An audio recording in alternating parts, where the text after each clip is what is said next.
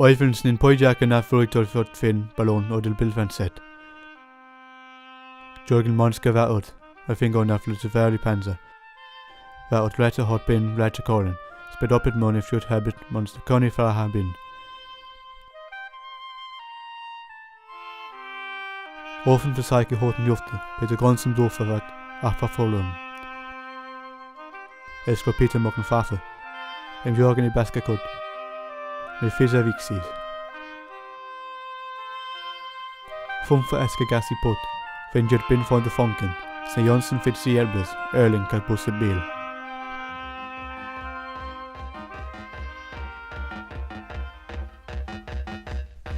Sylvia, who stuffed us first into a gap near the top of the bale, says, "Boys and girls, I really am lost for actions. We have been sat under this heavy hay for an hour, and the zebras just won't go away."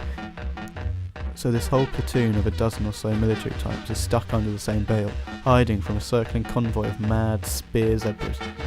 For all the hundreds of people they've had to kill to arrive at this bale, the zebras seem too unpredictable a foe to get around. "They're darting wildly around like darts flung by a drunk," cries Commander Peter. Peter read in a book that they're a special savannah breed, cage-trained to strike from infancy to infantry. Sylvia goes, "My ears are ringing and nobody's picking up. I can barely hear myself say this sentence, and I'm only hoping it has thus far been spoken correctly." The other squad members quickly nodded to make her feel better. "How are we going to get out of this field? I certainly did not expect the enemy today to be zebras, and while they're not tanks or people, they sure do know how to gallop." Neville pipes up from an itchy corner. "Sylvia, can you put a cold towel on your hot temper? It's stressing me out." Sylvia, used to verbal tennis, piped down from the ceiling of the bale. "Lose yourself in a trench, Neville. You've got a 1-yard stare, and it's directed straight at my bottom." Neville reacts. "Relax a little, Sylvia. There's nowhere else to look. My square head cannot move for all the surrounding bale." Neville tries to keep his head as still as possible to prove his point. Sylvia gets a eureka moment. "I think we should stay here till it gets dark. The zebras will have to fall asleep eventually." Peter interjects. "It's not safe here, Sylvia. You're not meant to live in hay houses. Did you learn nothing from the pigs? Zebras don't sleep. They're from the desert." Orphan van Vatakabin Letrogen is Selomorpho Petaten. Struggling to come up with any ideas, Neville remembers a lesson learned in training. "My boot camp instructor taught me that if I was ever feeling scary fear, I should sing my war song very, very loudly to encourage healthy morale and confidence. You know what, Commander Neville, that's the first time I've agreed with you in days."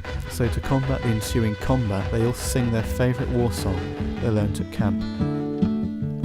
Helplessly hoping her harlequin hovers nearby, awaiting a word.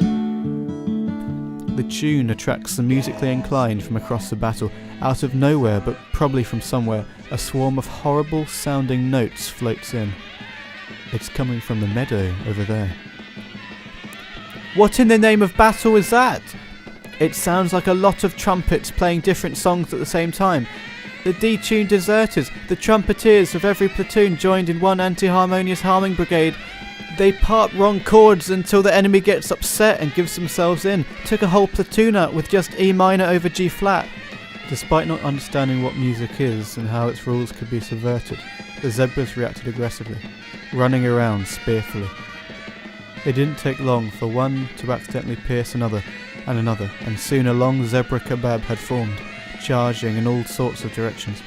That's got me hungry," thought Peter, picturing a fire big enough to roast the long rotisserie and a man big enough to spin it slowly, for it was of great comfort for the people of war to imagine such scenes. Marching around the huge zebra chain, the trumpeteers blew one final pop at the hay bale, blowing the entire stack into the wind and leaving the military assembly awkwardly folded across each other.